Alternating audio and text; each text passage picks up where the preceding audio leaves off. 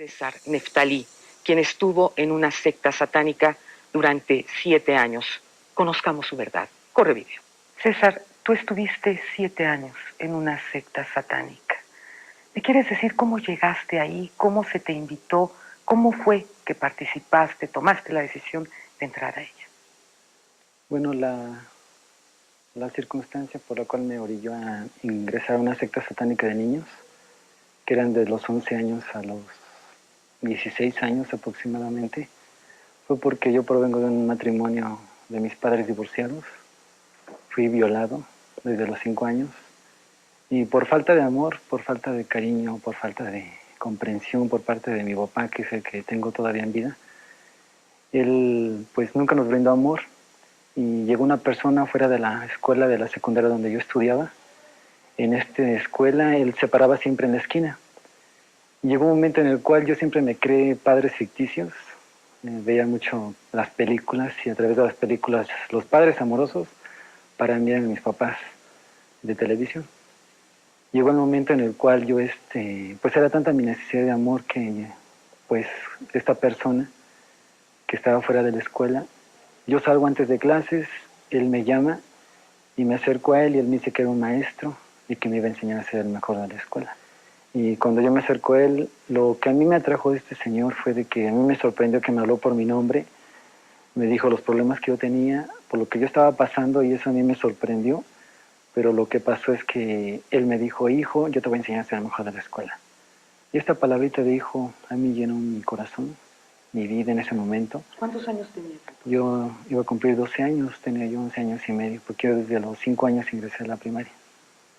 Y pues me llevó a su casa, hablándome siempre en el camino de hijo, mira hijo, y entonces esa palabrita yo me agarré de ahí, y yo al verlo yo decía que era mi papá de mis sueños. Y pues era un engaño, pero yo caí en ese engaño. Pero dime una cosa, ¿nunca te dijeron en tu casa que no deberías de estar o de acudir con gentes que no conocías? No, de hecho mi papá, ahí nos criamos, pues ahora sí, por la gracia de Dios, nos criamos ahí porque mi papá, él trabajaba de todo el día, y cuando yo llegaba a las 11 de la noche, mi papá ya estaba dormido, y yo me levantaba a las 5 de la mañana y mi papá estaba dormido. Y todos los días de lunes a domingo, y nunca tuve un contacto con mi papá en cuestión de comunicación. Esta persona dices que te llevó a su casa a través de engaños, a través de mentiras. ¿Qué encontraste en esa casa? En esta casa él tiene una mansión grandísima. En esta ciudad tiene una mansión muy bonita, muy, pues ahora sí, muy atractiva para el quien llega a ese lugar. Tiene una biblioteca tremenda de libros negros. Muchos son en lenguajes que yo no entendía. Algunos que estaban en inglés decía Satán o Satanic, que pues yo dije, pues esto quiere decir Satanás o satánico. ¿No te dio miedo? No, solamente veía, dije, un libro nada más. Pero había muchos libros, habían estatuas de barro negro, como simulando demonios. Y pues a mí me impactó la casa. La primera impresión que yo tuve es que me agradó la casa por pues quizá por lo espeluznante que estaba, pero yo dije, wow, qué casa. ¿Qué pasó en esa primera reunión? En esta primera reunión él me revisó mis cuadernos. Yo me sentí a gusto porque eso nunca lo había hecho mi papá. Revisó mis cuadernos, empezó a leer conmigo, me abrazó y pues me empezó a dar un cariño como de padre. Quizá fingido, engañoso, pero en ese momento yo estaba pues cegado con el cariño que me estaba dando en ese momento. Y recuerdo que durante una plática que yo tuve con él en un momento se levantó y me dijo, permíteme, ahorita regreso. Y cuando él regresó, él traía un frasco de sangre. Y cuando ¿Sangre? Era sangre, porque hasta venía con coágulos. Cuando él lo destapa, me dice, esto te lo vas a beber. Entonces cuando yo me acerco el frasco a mi boca, el olor era pues como a carne podrida, o sea, el olor era horrible. Entonces yo al olerlo, yo quise vomitar. Entonces yo trato de pues decirle que no quiera tomar eso, entonces él entra con amenazas. Dice, si tú no te tomas esto, yo voy a actuar de otra manera con tu papá. Me dio el nombre de mi papá, dónde vivíamos, de mi hermano, de dónde estudiaba. Y por miedo yo me lo tomé y no me supo nada más era el olor tan horrible que tenía, pero yo me lo bebí. ¿Qué reacción hubo en tu organismo al tomarte esto? Yo siento que tenía droga, una droga especial porque me sentí diferente en cuestión de mi mente y de mi cuerpo. Y pues me fui a la casa, pero yo me sentía bien con lo que yo bebí, porque me sentía diferente como me sentía antes y quién sabe qué droga le puso, pero como que eso incitó a que yo siguiera yendo a ese lugar. ¿Continuaste yendo durante cuánto tiempo? Durante unos, pues, 4 meses después de eso me iniciaron. El proceso de iniciación, esto debe haber sido una experiencia muy, muy fuerte porque nosotros tenemos conocimiento que dentro de estas sectas satánicas inclusive se hablan de pactos de sangre. Cuéntanos qué fue lo que te pasó. Bueno, yo en ese momento, cuando yo llegué a este lugar, yo pensaba que era el único que estaba en esta casa, que yo no sabía que era una secta satánica. Cuando llego, recuerdo que toco la puerta y me abren otros chicos de mi edad.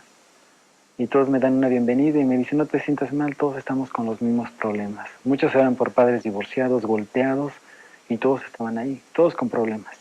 Entonces yo me sentí a gusto porque dije, yo no soy el único, somos muchos. Entonces entré, convivimos un rato con sándwich y muchas cosas. Y pues dijeron, ahora sí, bajemos al lugar donde se te va a dar tu bienvenida. Entonces bajamos y eran pues cavernas en un subterráneo. Y recuerdo que habían 3 cuevas, y en una de esas cuevas entramos y había una mesa muy grande, redonda, con muchos símbolos que yo no desconocía. Después supe, eran satánicos. Y recuerdo que me quisieron desnudar y yo me opuse, pero me dijeron que era parte de mi bienvenida.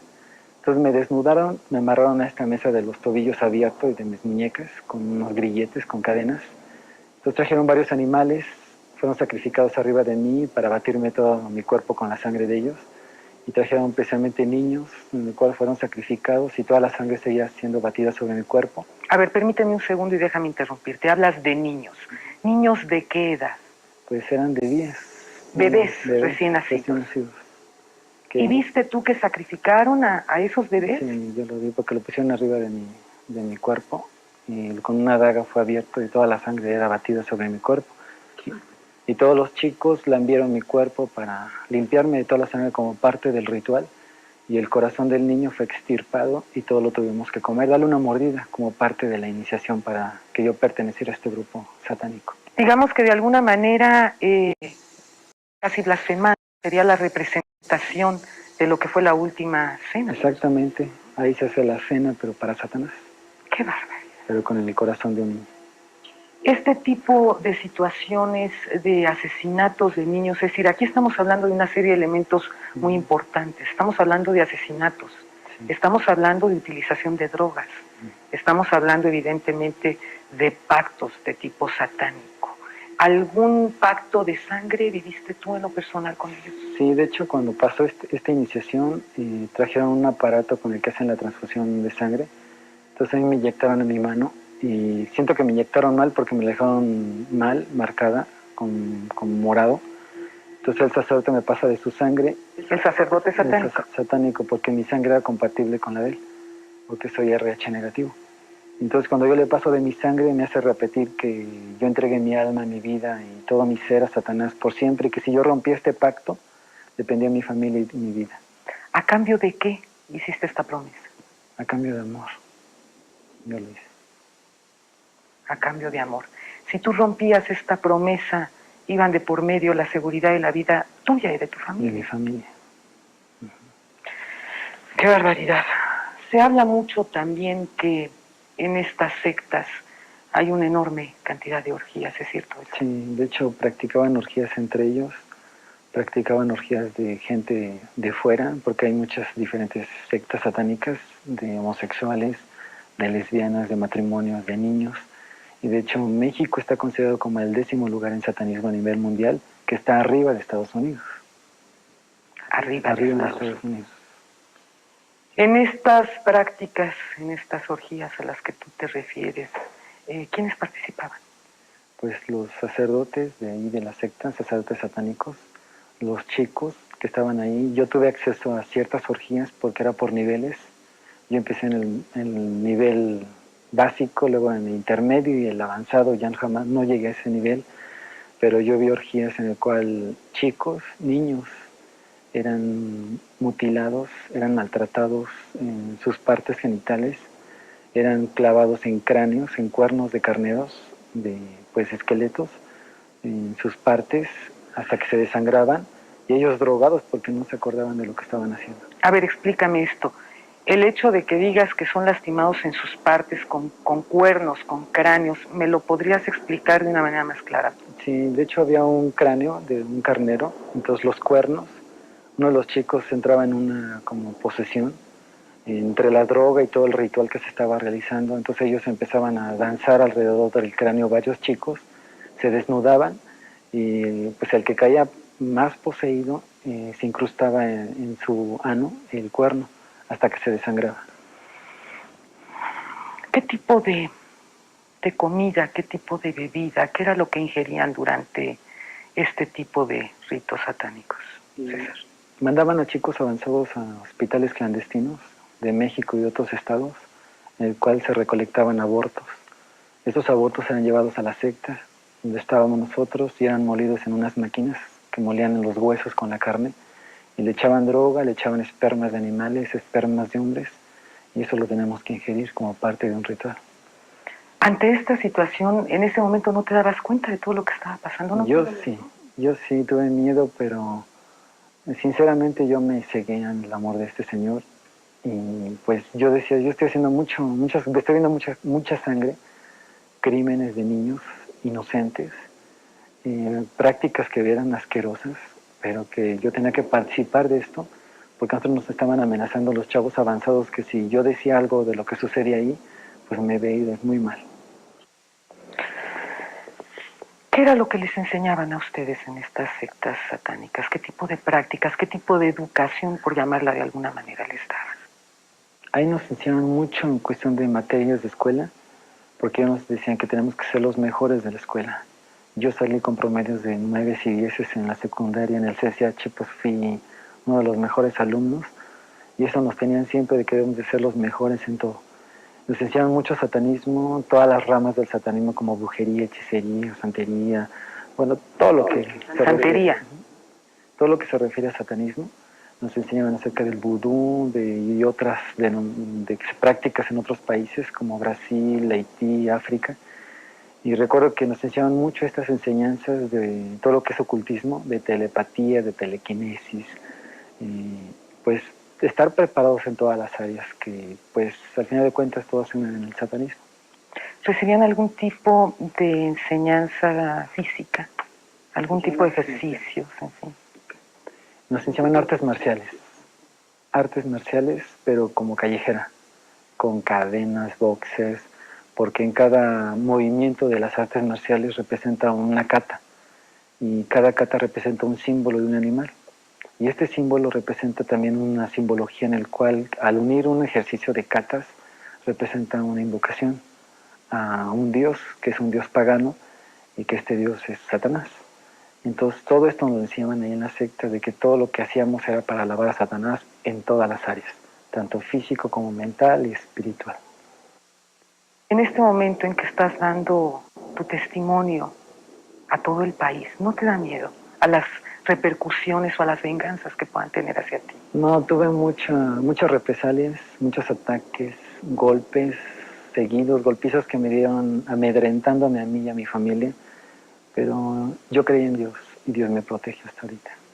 Dime una cosa, ¿en qué momento, después de estar tantos años en esta secta, en qué momento te llega la luz divina para decir, quiero cambiar de vida, quiero acercarme a Dios nuestro Señor? Yo cuando empiezo a querer saber de Dios, fue porque en un congreso satánico vinieron diferentes partes del mundo a este congreso. ¿De qué año estamos hablando? Estamos hablando de 1977. Y en este congreso recuerdo que un sacerdote satánico de Argentina se levantó y tomó el micrófono y dijo unas palabras que a mí me impactaron. Dijo, ¿cuántos creen que Satanás es poderoso? Y todos gritan con gritos tremendos y aplauden y todo.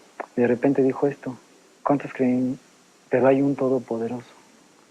Y un silencio tremendo en el lugar. Y dijo este sacerdote satánico de Argentina, ese todopoderoso es Cristo Jesús. Entonces yo dije, bueno, si yo estoy con el poderoso, yo quiero conocer ese todopoderoso. Entonces empezó mi ansia de buscar de ese todopoderoso que era Jesucristo. Y pues quise escaparme, quise buscar por medio de libros. Allá nos leían la Biblia, pero también nos confundían con la Biblia satánica. Y pues cosas que pues yo quería saber, pero no tenía quien me enseñara, quien me ayudara a salir de ese lugar por miedo o sea, que tentaran contra mi vida y la de mi familia. ¿Qué pasaba mientras con tu familia? ¿No estaban ellos enterados de lo que tú estabas viviendo No, siendo una criatura tan pequeña? No, de hecho mi papá nunca, yo salía en la madrugada y mi papá a veces se daba cuenta y me decía, ¿dónde vas? Le digo, voy a caminar. Me decía, nada más cuídate. Pero nunca me dijo, ¿por qué llegas tan tarde? O sea, mi papá nos dio mucha libertad, o sea, más que libertad, libertinaje. A mí más que nada porque mi hermano era más reservado, pero algo que a mí me dolió mucho fue que yo rompí el pacto y ante esto atentaron contra un familiar mío. ¿Qué fue lo que pasó? A nosotros nos marcaban en el cuerpo con unas marcas, con el 666, que pues hoy en día se han hecho muchas películas con esto del anticristo, que tiene el 666. Entonces a nosotros nos marcaban con esto en el cuerpo. Yo me pusieron una marca en mi hombro derecho y recuerdo que cuando me iban a poner la segunda marca en mi espalda, yo dije, yo no aguanto esa marca porque era como un animal al rojo vivo con un fierro. Entonces yo me escapo a Nuevo Laredo y en lugar de irme a Estados Unidos, yo iba de retache y iba caminando en la carretera Saltillo. Entonces me encuentran en una camioneta, los mismos de la secta me golpearon, que casi mi rostro de la parte izquierda me la desfiguraron. Entonces me regresan a la secta, me bajan al subterráneo y tenían a una persona adulta desnuda.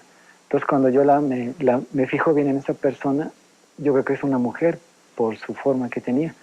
Entonces yo pensé que iban a hacer un ritual, un sacrificio como el que hacían ahí pues en ese lugar. Ajá. Entonces me acercan a esta persona y esta persona era mi mamá.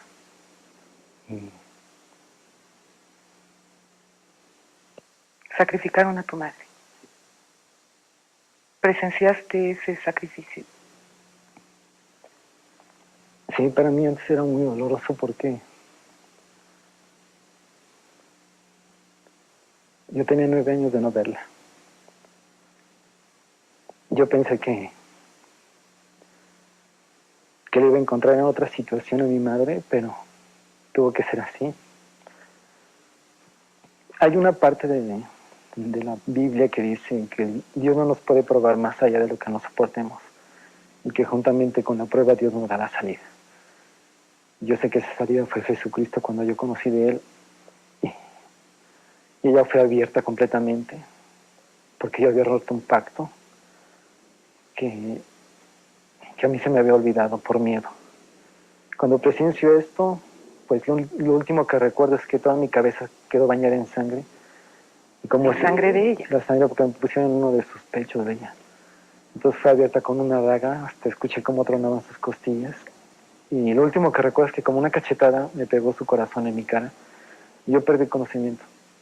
Y recuerdo que, pues cuando volví en sí, yo pensé que había sido una pesadilla. Y cuando despierto bajo corriendo al subterráneo y veo toda la mesa batida en sangre. Y yo dije, no fue un sueño, fue realidad. Y yo le pedí a Dios en ese momento, le digo, Dios poderoso, ¿dónde estás? ¿No? O sea, ¿por qué permites todo esto? ¿Por qué estoy en este lugar? Pero después de eso, yo huí de la secta y busqué ayuda a iglesias cristianas. ¿Encontraste al pastor Hugo? Al pastor Hugo. ¿Qué sucedió entonces? En ese entonces mi familia se empezó a alertar porque yo vomitaba mucha sangre. Mi familia no me creía porque yo no tenía dolores, sino simplemente vomitaba pura sangre sin comida. Grandes cantidades de sangre vomitaba. Mi familia cuando me vio, en ese momento que llegaron, me vieron vomitando sangre, se alertaron. Me recuerdo que me llevaron a la Cruz Verde y me diagnosticaron principios de tuberculosis. Me llevan a otro hospital en la clínica 32 y ahí me hacen estudios y me dijeron que tenía una úlcera que se me había reventado. Y me hicieron muchos estudios, especialmente en el centro médico también estuve 4 meses, cerca de 5 meses internado. ¿En el Seguro Social? En el Seguro Social. Y me hicieron estudios de derrame cerebral, de estómago, de pulmones, me hicieron broncoscopía y broncografía. Me hicieron estudios de varices, que si yo tenía una varices exofagal, que si al toser yo se me abría la vena y provocaba el sangrado. Me hicieron todos los estudios y en todos salía yo negativo. Y los doctores, después de tantos estudios, ellos toman la opción de decir que esto es un problema espiritual. Sangrabas por los ojos, sangrabas también por los oídos. De los oídos, de los ojos, sangraba yo también de todo mi rostro, de la cabeza. Mi piel se abrió completamente de todo mi cuerpo. Tengo muy maltratada mi piel, desgarrada, como si me hubiera desgarrado un león. Y me quedó todas las marcas. A raíz de tus pláticas con el pastor Hugo, ¿cuánto tiempo pasó para que tú te pudieras liberar de todo eso que te estuvo dañando por tantos años? Porque yo me imagino que toda esta experiencia que nos estás compartiendo a nivel nacional en estos momentos debe de haber marcado tu vida, sobre todo el asesinato de tu madre. Sí, son cosas que te marcan para toda la vida. ¿Cómo poder sacar de tu alma ese coraje, ese odio y esos nexos con el satanismo, César? De hecho, pues algo que a mí me ha dado mucho valor es de que cuando yo acudí al pastor Hugo, mi familia acudió a pedir apoyo, ayuda. Recuerdo que pues pasaron muchas cosas, a mí se me salían bolas en todo el cuerpo, que era doloroso tener el cuerpo desgarrado al bañarme, fue mucho sufrimiento físico. Mi cabeza a veces estaba descalabrada de tantos golpes que yo inconscientemente yo no recordaba, pero lo que sí me motivó es que había un pasaje de la Biblia que me compartió el pastor Hugo que decía que en Cristo somos más que vencedores y nada nos separa del amor de Dios, nada. Entonces yo dije, bueno, yo quiero entrar a esa guerra, a esa batalla, y quiero conocer de Dios, de ese Dios bueno que que me hablaba el pastor Hugo y me comentaba. A mí me costó mucho trabajo aceptar las cosas de Dios por toda la enseñanza que yo tuve en casi cerca de 8 años, porque yo me regresaba y volvía a la iglesia con el pastor Hugo. No me fue fácil aceptar las cosas de Dios, pero yo quise conocer de Dios, quise entrar en esa lucha, en esa batalla. Y en esa batalla, pues yo recuerdo que cuando empecé a entrar en eso, pues hubo más ataques, porque a mí me golpeaban casi, en la semana estamos hablando de 3 veces a la semana, me golpeaban, me pateaban, golpeaban todo mi rostro y todo mi cuerpo. Pero aún así no de ese dolor, yo quise seguir adelante, quise seguir buscando ese todopoderoso que me habían hablado. Y pues el Señor me dio la libertad, gracias a Dios. A veces quizá malinterpreta algunas cosas porque a veces yo lloro, pero no de tristeza, sino lloro de alegría. Porque después de haber hecho tanta maldad, quizá el recuerdo de mi madre, quizá eso me había vuelto loco, ¿no? Traumado, no sé, mal de la cabeza me hubiera quedado, porque siempre tenía esa escena clavada en mi cabeza.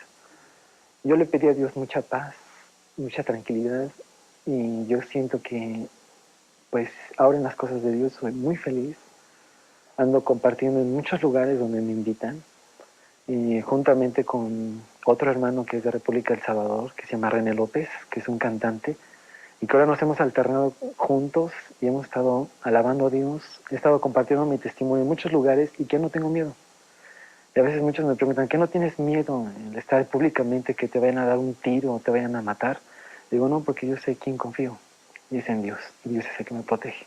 Y hasta ahorita, gracias a Dios, estoy vivo por la misericordia de Él. A veces que probamos muchas cosas, probamos drogas, y las probamos y muchas veces dice uno, pues me gusta la sensación que siente el cuerpo. Prueban alcohol y se hacen alcohólicos y caen en una enfermedad que a veces es difícil de salir de ella.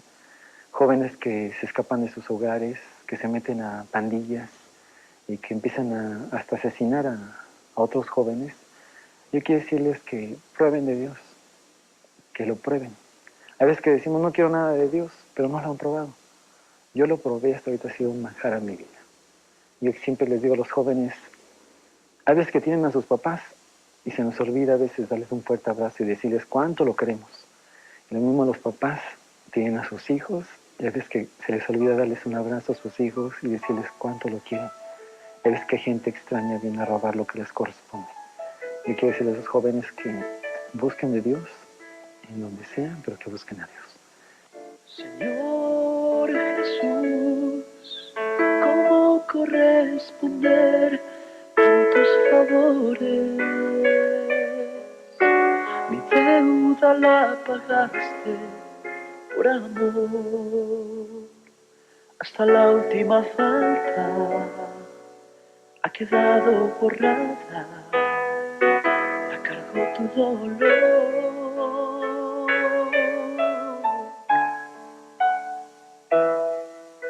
Y hoy vengo a ti, un sacrificio vivo, quiero ser,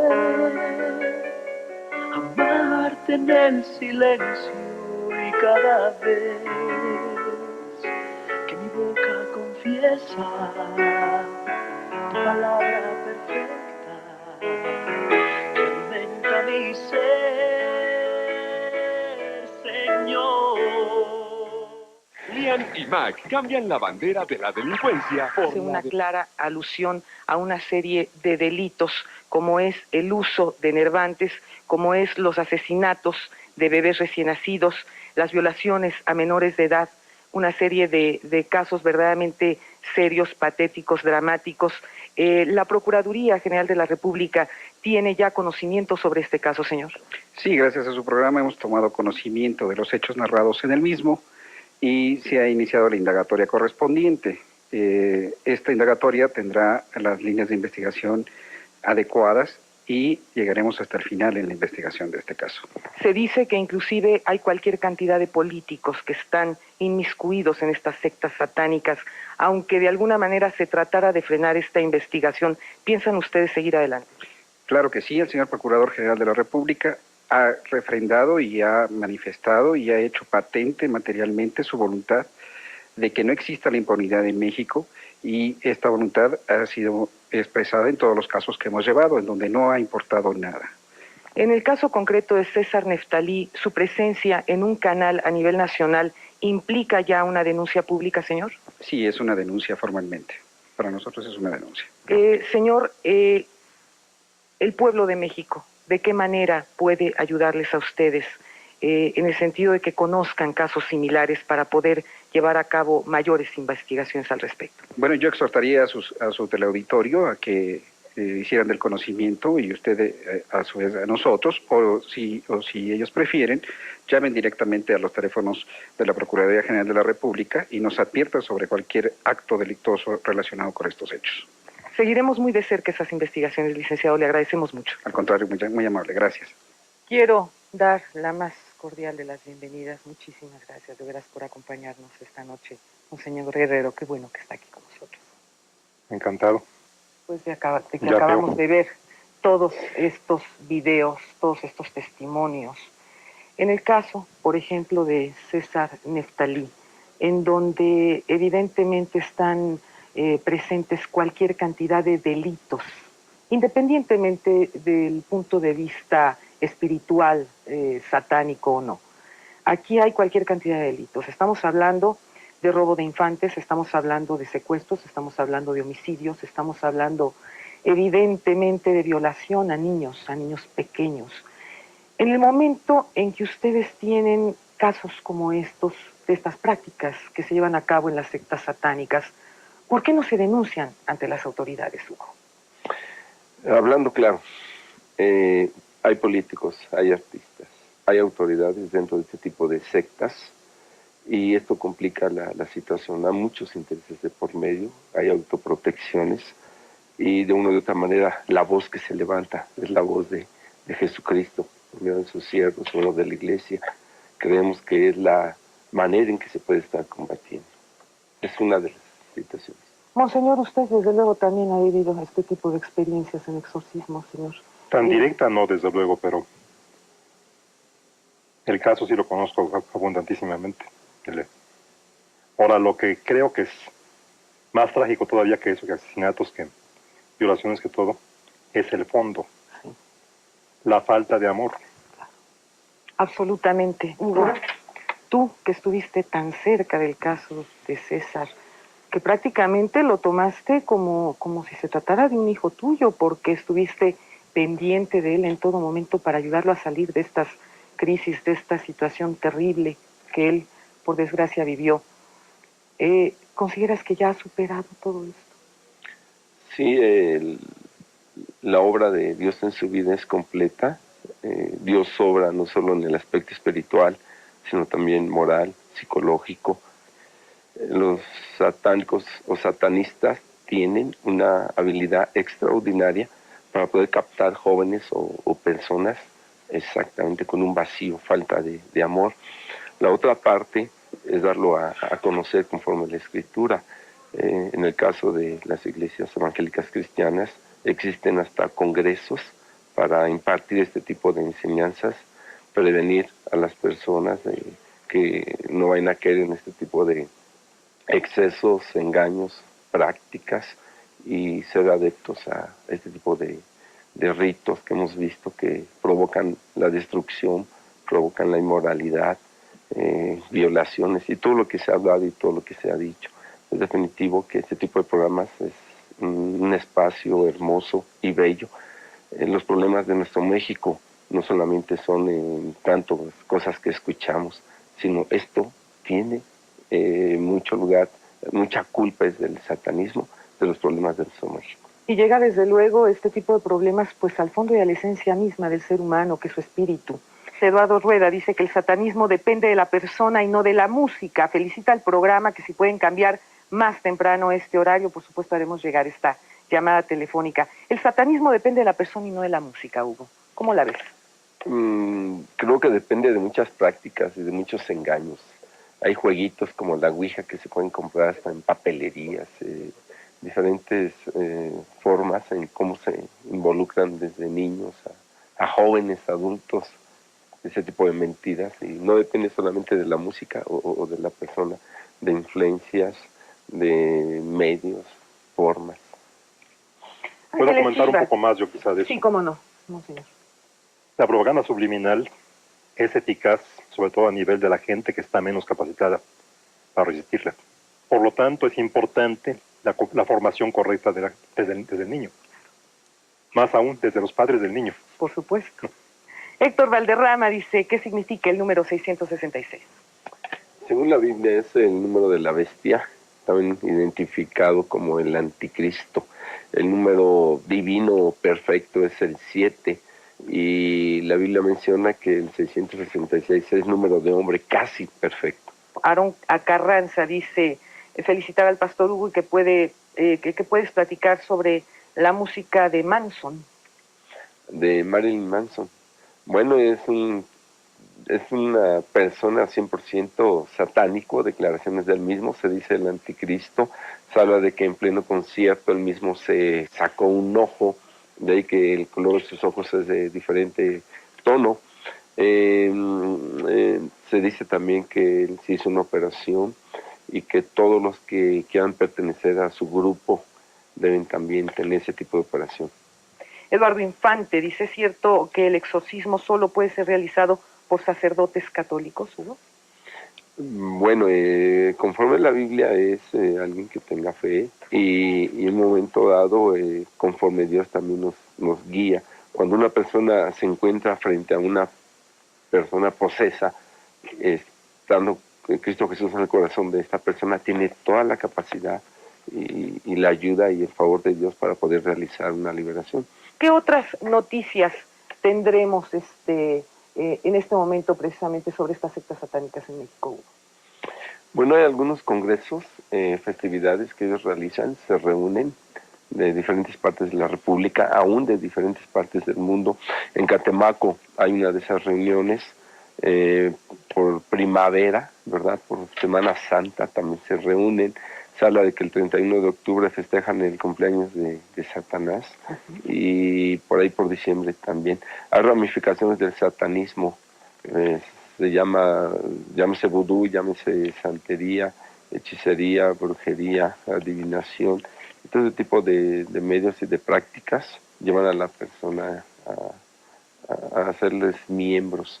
Estando en Hermosillo en una conferencia, se acercaron unos jóvenes satánicos y me dijeron, tú sabes mucho, dice, pero no los vas a derrotar. Dice, tan solo aquí 3 discos pertenecen a nosotros los satánicos. Muchísimas gracias, monseñor. Gracias, Hugo. Gracias. Pues invitar a las personas a que acepten a Jesucristo en su corazón es la solución más grande, y sobre todo para quienes se sientan no cristianos, de la religión que sean y que practiquen. Jesús es la solución. Muy pocas son las personas que se han convertido en miembros de sectas por su propia voluntad. La mayoría de las sectas usan muy desarrolladas técnicas de control de la conducta que son eficaces en cualquier persona, porque en la mayoría de los casos el ataque se dirige a sus emociones y no al intelecto. Frente a las 300 iglesias tradicionales establecidas, como la católica, existen ya en el mundo unas 100.000 sectas de sospechoso culto. Hablar de sectas, que en latín significa cortar, implica narrar una cronología negra que desgraciadamente gana adeptos día a día y que además está plagada de sucesos trágicos, porque la secta siempre defiende la verdad que dice poseer, aunque para conseguirlo transgreda la integridad psicológica y física de sus simpatizantes. Dentro de los episodios dramáticos protagonizados por sectas que se han convertido en una triste realidad, se encuentra, por ejemplo, el 26 de marzo de 1997, en un barrio de San Diego, California. 39 personas prepararon maletas, se vistieron de negro, con zapatos nuevos, llenaron sus bolsillos de dinero para un viaje y se tendieron sobre sus camas en un manto púrpura para esperar la muerte, luego de haber ingerido una mezcla de barbitúricos, vodka y pastel de manzana. La explicación de su muerte se encontró más tarde en videos, disquetes y en internet, en los cuales su líder, Marshall Herb Papenwhite, narraba que ante la proximidad del cometa Hale-Bopp, al final de este, venía una nave extraterrestre, por lo que había llegado la hora de ascender a un plano superior.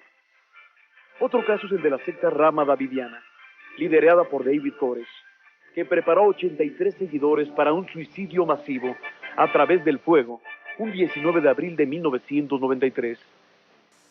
En Chiago, Guadalajara, el líder de la secta Verbo Divino, con más de 20,000 adeptos en todo el mundo, se encargaba de promover la verdad suprema y la destrucción de toda forma de gobierno.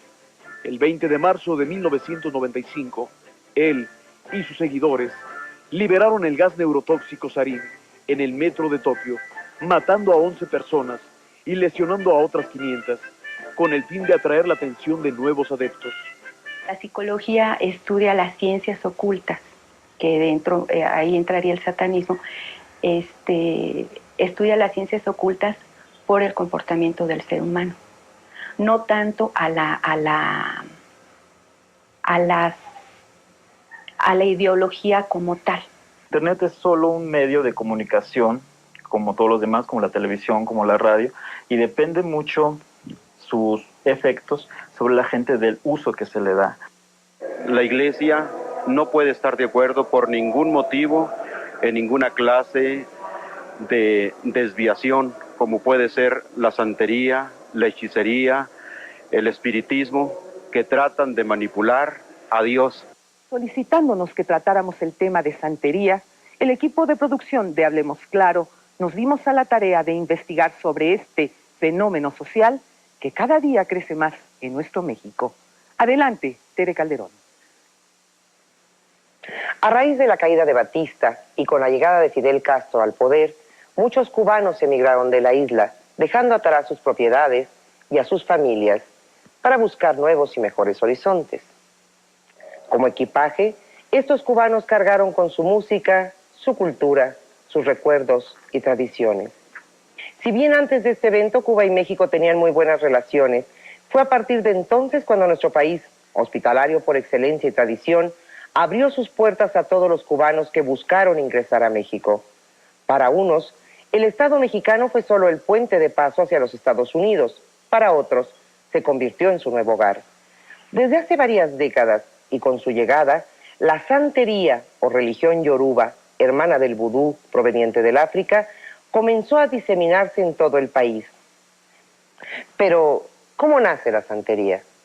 África, exportador de esclavos a los países europeos, ingresaron a este continente de forma violenta e involuntaria, donde fueron sometidos a un proceso represivo por el cual se pretendía que olvidasen sus tradiciones, en particular las religiosas, y adoptasen las costumbres de la religión cristiana. A pesar de este contexto, poco a poco se reagruparon autodenominándose como lucumís. Así lograron conservar su tradición religiosa por medio del sincretismo denominado cristiano lucumí. Ante la prohibición europea de las prácticas religiosas negras, los esclavos comenzaron a cubrir sus divinidades con nombres de santos católicos, pero adorándolos al modo africano y conservando así la esencia conceptual de las divinidades originales y tratando de imponer una similitud entre los santos católicos y sus dioses del panteón yoruba. Al escribir los nombres de las divinidades, los diferentes santeros o babalaos lo hicieron por medio de la transcripción de los sonidos de la lengua africana al castellano. De Europa llegaron a la isla de Cuba y de Haití. Para muchos resulta increíble que en un país eminentemente católico esta religión tenga hoy tanta popularidad. Sin embargo, la explicación resulta lógica cuando los santeros aclaran a su clientela que solo pueden pertenecer a la santería si primero son, precisamente, católicos, ya que cada uno de sus santos tiene su equivalente en la religión católica. Y así sabemos que Obatalá, Dios notable y quien ostenta mayor autoridad entre los orichas o santeros, representa a Jesús crucificado, la Virgen de las Mercedes, Santa Lucía y el Santísimo Sacramento.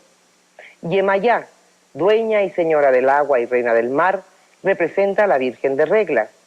Ogún, hijo de Obatalá y Yemayá, representa a San Pedro, San Juan, San Pablo, San Jorge, Santiago Apóstol y San Antonio Abad. El Eguá, quien abre los caminos, está representado por San Antonio de Padua, el Ánima Sola, San Benito de Palermo y el Santo Niño de Atocha. Changó, representante de la belleza viril, con gran capacidad de adivinación y guerrero por excelencia, es el santo más popular y su representación en la Iglesia Católica es Santa Bárbara. Ochún, diosa del amor, la misericordia y la dulzura. Su representación es la Virgen de la Caridad del Cobre, patrona de Cuba. Oyá, santa de los panteones, representada por la Santísima Muerte, la Virgen de la Candelaria y la Virgen del Carmen. Y así sucesivamente.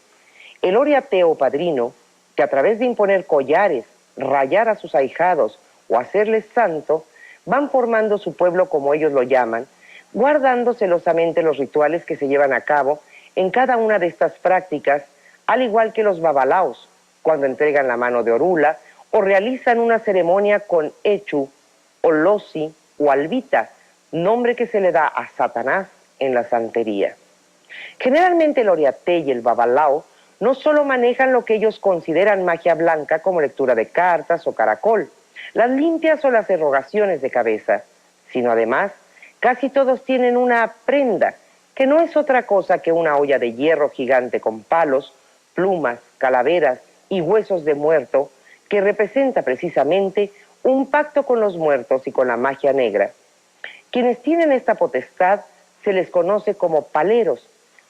Todos nosotros nos sentimos muy regocijados, muy victoriosos, porque antes lo hacíamos escondido y ahora lo hacemos por la libre. Claro, que este sacrificio en público, por la prensa, se va a hacer por primera y última vez, después seguirá siendo privado.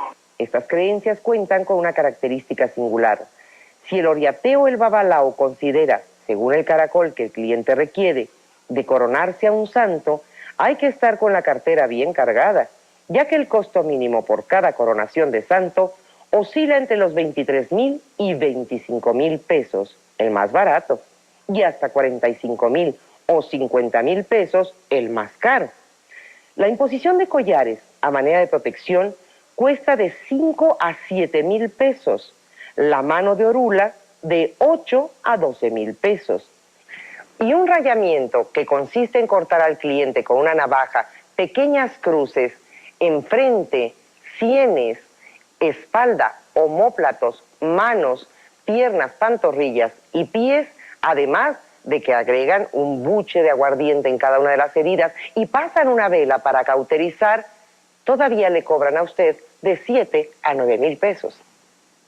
Como usted podrá apreciar, la santería es un negocio redondo, ya que como se practica de manera casi clandestina, ni siquiera pagan impuestos.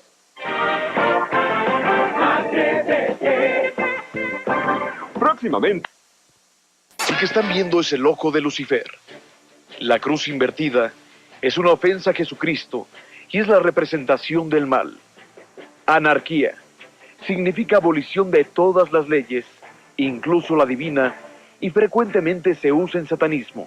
Este es el número de la bestia. Esta noche es para mí un placer darle la más cordial de las bienvenidas a la psicóloga Tere Alducin. Hola Tere, muy buenas noches. Hola Lolita, buenas noches, muchas gracias. Al periodista Fernando Alier. Fernando, buenas noches. Buenas noches, Lolita. Y al antropólogo, historiador y presidente de la Asociación Latinoamericana para el Estudio de las Religiones, Helio Masferrer. Helio, buenas noches. Buenas noches. Yo quiero comentarles que esta mañana cayó a mis manos la revista TV y Novelas, en la cual Armando Centeno le hace una entrevista al que se autocalifica como el brujo mayor de Catemaco, Veracruz. El tema central es Gloria Trevi y Sergio Andrade. Y al leer este reportaje me llamó mucho la atención el tratamiento que Tito Geispal les daría. Y dice así: en el río Cosamaloapan, al cuarto para las 12 de la noche, se despierta al paciente en medio del río y se cura con ramas de albahaca. Se le rezan oraciones y se prende un cirio en su cabeza. Si por el contrario exige magia negra y acudir al diablo, sería llevado a la montaña de Santa Marta y el tratamiento sería con víboras. Sin embargo, me llamó más la atención la página 21, donde dice que artistas y hasta expresidentes han sido curados por Tito Geispal. Y desde luego, da nombres. Aquí el brujo mayor asegura que entre sus clientes están Antonio Aguilar, Vicente Fernández, Alejandra Guzmán, Pedro Fernández, Verónica Castro, Francisco Gatorno y Miguel Palmer. Pero también se publica una carta membretada de la Presidencia de la República, firmada nada menos que por el expresidente Miguel de la Madrid Hurtado, y en ella se lee: la Presidencia de la República otorga el presente agradecimiento a Tito Geispal Ceva por su importante apoyo brindado durante la campaña para la Presidencia de la República. México, Distrito Federal, diciembre de 1982. Firma Miguel de la Madrid Hurtado, presidente constitucional de los Estados Unidos mexicanos. Armando Centeno asegura en su artículo que este agradecimiento oficial presidencial resulta histórico porque es único en este sentido. Como ustedes podrán constatar, aquí está publicado. Casualmente, dentro de todas las investigaciones que hemos venido realizando, contamos con una entrevista que se efectuó en el lugar donde atiende Tito Geispal, en Catemaco, Veracruz. Veamos. Hay un poder especial. Sí, es un poder que a mí me dejó en paz descansa el difunto mi papá, pero él trabajó por lo blanco, lo que estamos mirando aquí, allá afuera la Santísima Virgen de la Guadalupe. Eso es importante. Y sus flores. Hay mucha ignorancia. Sí. O sea, ustedes no están peleados ni contra el catolicismo, ni cristianismo, ni nada. No. Por ejemplo, la Navidad, Jesucristo es para ti. Ahora le voy a decir, yo no trabajo por los negros, le doy de comer al demonio. Para mí, yo no estoy haciendo mal, porque Dios existe y toda la fe existe, la Santísima Virgen del Carmen y de Catemaco, más aparte de eso, yo le estoy haciendo un bien a la humanidad. Y que Dios me perdone, porque yo cada 3 meses, o cuando voy a viajes lejos, primero paso a México a ver la Santísima Virgen de la Guadalupe, a oír los rezos, las misas, que es lo que aprecio más. Ahora, para mí existe la fe de Dios aquí a donde quiera, y yo mismo lo he visto, que tengo un corazón muy bueno y he ayudado a mucha gente, tampoco no les cobro también. Trabajar con Dios y con el diablo, esto es lo que nos está mostrando el brujo mayor de Catemaco, Veracruz. Tere, después de todo este material presentado a nuestro auditorio, me gustaría mucho conocer la opinión de cada uno de ustedes sobre estos temas. Claro que sí, Lolita. Muchas gracias por invitarme. Todo este material está lleno de ocultismo. Ocultismo en el griego quiere decir oculto, que está escondido. Todo lo escondido, dice la palabra de Dios, que pertenece a Dios. O sea, todo lo que son adivinación, comunicación con los muertos, limpias, magia negra, magia roja, vudú, santerías, todo este tipo de situaciones que hemos estado viendo en pacientes psiquiátricos, en pacientes psicológicos, lo hemos visto, los trastornos que les ocasionan. ¿Por qué? Porque abren la puerta a espíritus del mal, a espíritus que los pueden volver locos, que les pueden causar una tremenda enfermedad psicológica, y eso está prohibido por Dios. Bueno, son varias cosas, ¿no?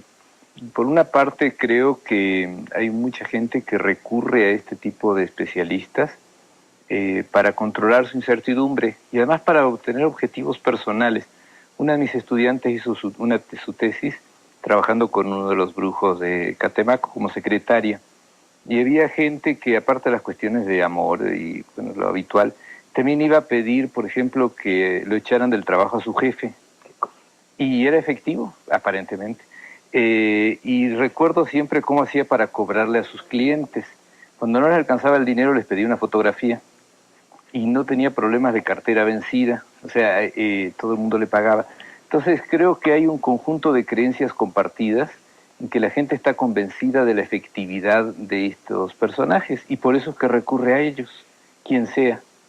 Y es habitual que, por supuesto, tratan de plantear que tienen contactos con políticos, etcétera. ¿Por qué? Porque saben que pueden ser agredidos, de alguna manera también tienen que protegerse porque evidentemente están trabajando con cuestiones muy complicadas. Creo que hay otra cuestión que es lo que tú has venido trabajando, que es distinto a este tipo de especialistas, que son las sectas destructivas, o sea, que son organizaciones que pueden realizar acciones que dañan a sus propios integrantes, está el caso de los suicidios colectivos, o a terceros, como es el caso de la secta La Verdad Suprema de Japón, que arrojó gas sarín, que es un gas altamente venenoso, al metro de Tokio. Entonces creo que por un lado están las organizaciones y por otro lado las personas que para manejar la incertidumbre o ante su propia incapacidad de resolver el problema recurren entonces a este tipo de auxiliares que pueden ser bastante agresivos, porque al final terminan sacándoles cantidades impresionantes de dinero que aparentemente muchas veces iban a resolver precisamente el problema del dinero, ¿no? ¿Cómo podríamos entender, Fernando, esta situación en donde por un lado escuchamos como el brujo mayor de Catemaco, que si es para bien pues hace ciertas prácticas y si es para mal, y si se puede estar bien con Dios y con el diablo al mismo tiempo? Estamos hablando de un problema social muy grave, de la gente que no quiere hacerse cargo de su propia vida y quiere mejor tener esa alternativa, como dices tú, estar bien con Dios y con el diablo dependiendo de qué es lo que quieren conseguir.